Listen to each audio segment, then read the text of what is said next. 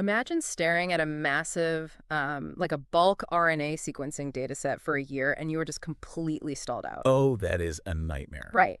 Your lab has spent countless hours, your grant funding is ticking away, and the data just doesn't make any sense at all. You're completely stuck. Yeah. Then you take that same data set, plug it into a new software tool, and within minutes, literally minutes, it tells you that a laboratory virus actually contaminated your physical samples like 12 months ago. Which is just wild to think about. And that's not a hypothetical scenario for you listening. That just happened in a real lab at UCSF. It is, it's a stunning example of how fast the landscape is shifting right now. Because, we hold on to this romantic pop culture idea of science. Oh, yeah, the lone genius. Exactly. The lone genius peering through a microscope until they gasp and have this brilliant eureka moment. But the sources we are diving into today, well, they reveal that modern research is far less about those instant flashes of insight and far more about just, tedious data wrangling. Which is the harsh reality for anyone working in a lab right now. If you walk into a research facility today, you don't see people having eureka moments. No, not at all. You see brilliant minds spending half their day wrestling with bespoke file formats that just refuse to open. You have researchers juggling dozens of completely disconnected databases. Right, like PubMed or Uniprot. Exactly. And they are constantly context switching between Jupyter notebooks, R scripts, and, high-performance computing terminals just to test one single idea. The average computational biologist is basically forced to act as a systems administrator and a data janitor before they can even begin to act as a scientist. A data janitor? That's so accurate. Yeah, it is a profoundly fragmented system. And that fragmentation, that daily friction that just kills scientific momentum, well, that is the core problem we are examining in today's deep dive. And that brings us to the massive announcement that dropped yesterday, June 30th, 2026. Anthropic launched a public beta for a new application called Claude Science, which they are explicitly pitching as an AI workbench for scientists. Right. And our goal today is to map out how this application is attempting to fundamentally rewire that fragmented process. Yeah. We are looking at a major transition in how researchers actually interact with artificial intelligence. It's moving AI away from being a passive conversational chatbot into a rigorous, reproducible environment where complex science actually gets executed. Okay, let's unpack this. Because if general AI assistants can already discuss biology like, I can already log into a standard AI platform right now and ask it to explain protein folding or, write a Python script for me. Sure, absolutely. So what exactly makes this a workbench rather than just a really smart search engine? The crucial distinction here is that Claude Science is not actually a new underlying AI model. Wait, really? Yeah, it utilizes the exact same Claude models you might already have access to. Instead, it is a standalone desktop application. It's currently in public beta for macOS and Linux, and it wraps an entire scientific ecosystem around the AI. Oh, okay. Like a standard chatbot can write a block of code to generate a molecule, sure, but it cannot natively render a 3D protein structure directly on your screen. Right. Well, Claude Science can. It brings built-in scientific renderers right into the interface. so what does a native scientific renderer actually look like in practice for the person using it? It means that instead of getting a giant wall of text describing a chemical structure, the app visually renders the interactive 3D molecule right in your workflow. Wow. You can inspect genomic browser tracks, chemical structures, sequence alignments, and PDFs in their native visual forms. You don't have to download the files and install, third-party viewing software just to see what the AI generated. That cuts out so many unnecessary steps. It really does. Yeah. And what's fascinating here is how it handles edits to those visualizations. Let's say Claude Science generates a highly complex figure for a manuscript you are drafting. Okay. But you look at it and realize the grid lines are distracting. Or, you decide the axis really needs to be on a logarithmic scale instead of a linear one. Which happens all the time. Exactly. In a traditional workflow, you would have to go dig into the Python or R code, find the specific plotting library commands, rewrite them, and recompile the whole graphic. Oh, yeah. But here, you just annotate the figure in plain language. You literally type to the agent, remove the grid lines, and change the axis to log scale. Just like you're talking to a colleague. Exactly. Yeah. The agent reads the underlying code that produced the figure, understands the visual relationship, and edits the code directly to update the image. It is essentially bypassing the translation layer between what the scientist visualizes in their head and the coding syntax required to make it appear on the screen. Precisely. Furthermore, it comes out of the box ready for incredibly specialized domain-specific work. Like what? Well, the application is pre-configured for complex fields like genomics, single-cell RNA sequencing, proteomics, structural biology, and cheminformatics. That is a heavy lineup. It is. And it natively connects to over 60 different scientific databases, so you can query them instantly. Oh. And it also integrates directly with NVIDIA's BioNeMo Agent Toolkit. Okay, let's pause on that integration for a second. Because the sources mention models like Evo2, Boltz-2, and OpenFold3 being available through that toolkit. Yes, massive models. Right. So for those of you listening who don't spend your weekends configuring neural networks for structural biology, why is that native integration such a massive advantage? Take OpenFold3 as an example. It is a phenomenal tool for predicting how proteins fold and interact. But normally, if a biologist wants to use it, they can't just click a button. Right. They have to provision a powerful server, navigate a maze of software dependencies, install the right graphics drivers, which is always fun. Ooh, the dependency hell. Exactly. It's a nightmare known as dependency hell. You have to configure the entire environment before you can run a single prediction. By integrating these models natively, Claude Science just abstracts all of that setup away. The researcher just asks for the prediction, and the workbench handles the complex software orchestration entirely in the background. So instead of a scientist playing the role of a frantic chef running between 5 different kitchens to make one single meal, chopping vegetables in one building, running across the street to boil pasta in another, and then trying to assemble it all on a third table. Right. This is like having a master kitchen where the ingredients, the stove, and the recipe book are all seamlessly connected and talking to each other. That is a perfect way to visualize the workflow. It centralizes the tools so the researcher can actually stay focused on the science itself. But here's where it gets really interesting, because if I'm a career scientist, my entire reputation and my livelihood rely on absolute accuracy. Absolutely. And AI is notoriously prone to hallucinating facts, making up citations, or confidently inventing numbers when it encounters a gap in its knowledge. So even with all these fancy built-in renderers and integrations, how can a scientist possibly trust an AI with rigorous, peer-reviewed data? That is, without a doubt, the most critical hurdle for adopting artificial intelligence in the hard sciences. Yeah. And the way Claude Science attempts to solve this trust issue is through a rigorous implementation of provenance. Provenance. Yes. In this workbench, every single artifact, whether that is a generated bar chart, a processed data table, or a drafted paragraph for a manuscript, it comes permanently welded to its history. Welded to its history. Break down what that history actually includes for us. So when you look at a figure generated by the app, you aren't just looking at a flat image file. Okay. Embedded invisibly within that figure is the exact code script that generated it, the specific computational environment and software versions it ran in, a plain language description of the analytical steps taken, and the complete conversational prompt history with the AI that led to that specific output. So the receipts are permanently attached to the result? Exactly.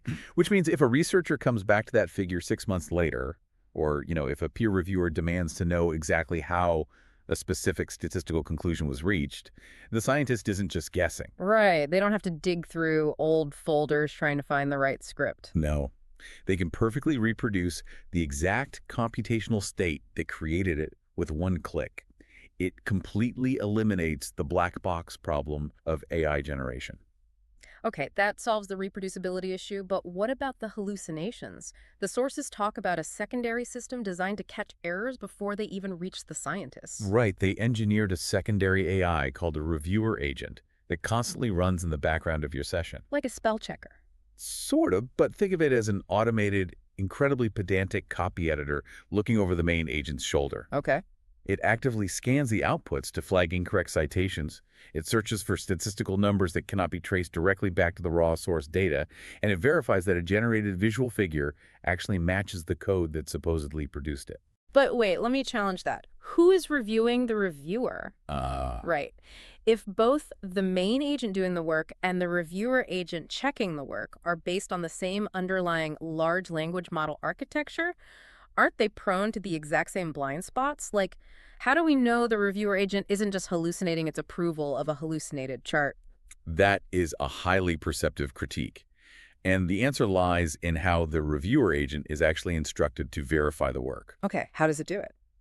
It is not simply looking at a chart and asking the LLM, does this look right? Because that would absolutely lead to compounding hallucinations. Yeah, for sure. Instead, the reviewer agent relies on objective verification through what are called evidence state databases. It performs a reverse pass execution. A reverse pass execution. Yes.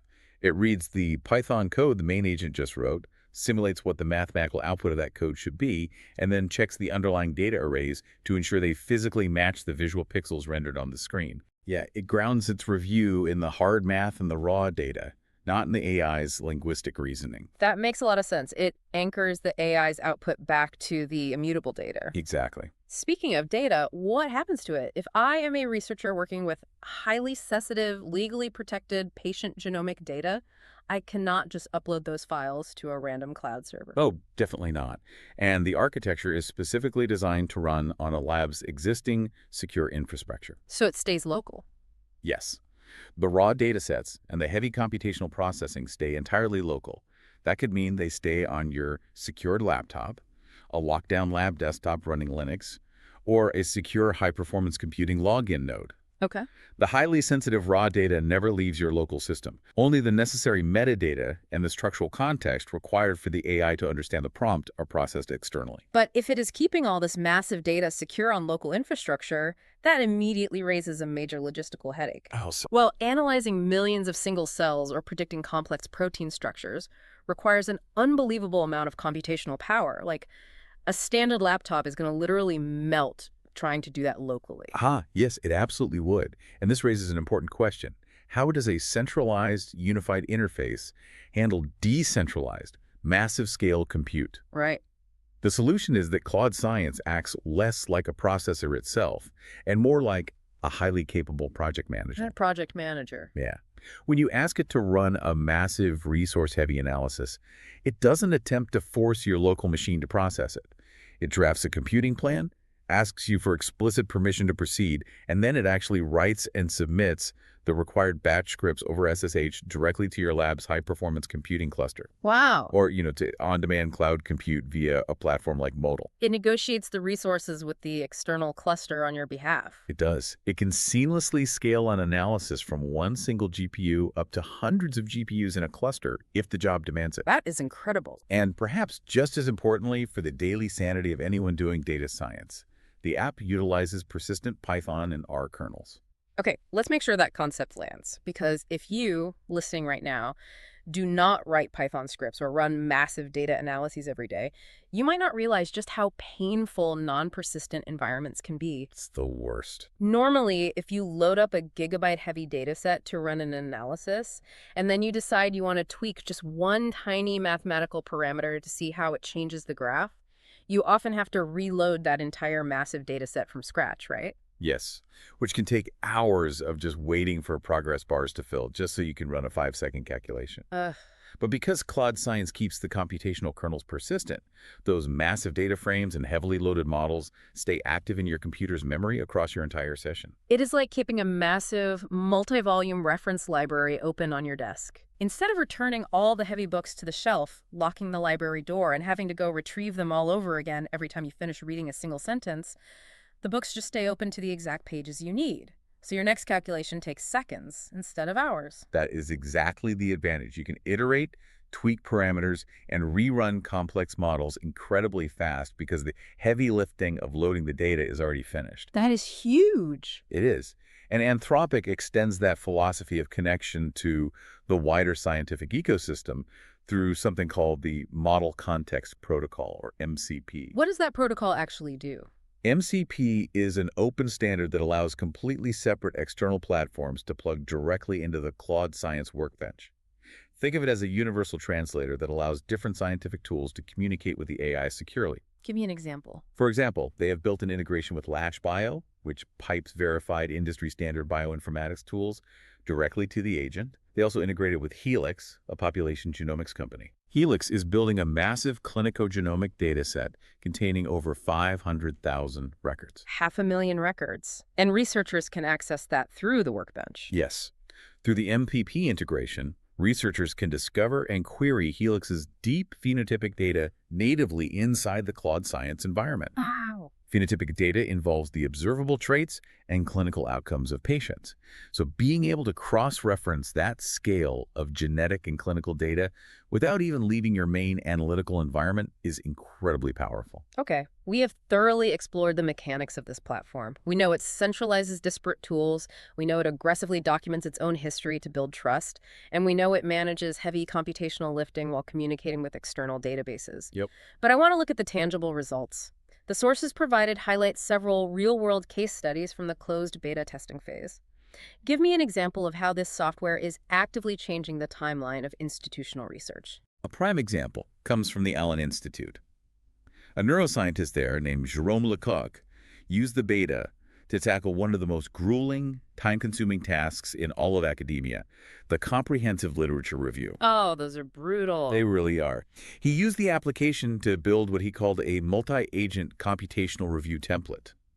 He programmed roughly 20 custom analytical skills into the system. Wait, what kind of skills does an AI need to review literature? Skills specifically designed to have sub-agents read through thousands of published papers, extract the central scientific claims, pull the quantitative findings, evaluate the methodology, and store all of that extracted information in a structured evidence database. That is a lot of heavy lifting. It is. But the truly brilliant part of his methodology is how he utilized actor-critic pairs. How do actor-critic pairs function in this context? He configured the system so that one AI agent acts purely as the writer, drafting the literature review section by section based on the extracted data. Simultaneously, a separate, distinct critic agent evaluates that drafted content.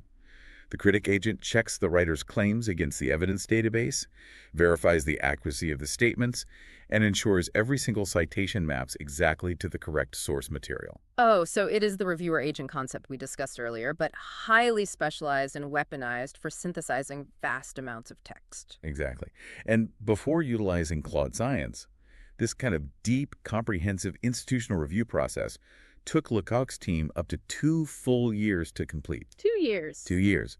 By deploying this multi-agent setup, they compressed that 2-year timeline down to a matter of days. Days. You're kidding. Nope. They produced about 10 comprehensive reviews, many of them extending over 100 pages long, with fully verified citations. Compressing 2 years of manual labor into days? That fundamentally alters the speed limit at which institutional knowledge can be gathered and synthesized. It really does. But does that speed hold up when dealing with actual patient data and physical biological diseases? It does. Which brings us back to the story we opened with. At UCSF, Stephen Francis, an epidemiologist, integrated the workbench into his lab. Right. They had been completely stalled out for the better part of a year, trying to figure out an anomaly in their bulk RNA sequencing data. Spinning their wheels. Yeah. They ran the data set through Claude Science, and the system immediately identified a specific laboratory virus contaminant that was skewing their results. A year of spinning their wheels and burning grant money, solved almost instantly by the AI identifying a pattern they just couldn't see. The relief in that lab must have been unbelievable. Oh, I can only imagine. And Francis also noted that for his broader studies on the molecular epidemiology of glioma, which is a particularly aggressive type of brain tumor, the workbench accelerated their genetic analyses to 1/10 of the time it previously took them to run the exact same pipelines. 10 times faster for brain tumor research is an extraordinary metric. The sources also mention a company called Manifold Bio. How are they utilizing it in the commercial sector? So Manifold Bio is a biotechnology company that designs tissue-targeting medicines. They use the platform to completely automate the nomination of targets for their experiments end-to-end. End-to-end. Yes. The AI wasn't just writing basic code. It was dynamically assessing tissue surface expression, tracking the data, and evaluating safety profiles by applying complex scientific judgment based on Manifold's proprietary internal data sets. Which perfectly sets up a quote from the sources that really stuck out. Ian Cheeseman, a professor of biology at MIT and the Whitehead Institute, stated that the tool is transformative for non-computational biologists. Yes, that is the key point.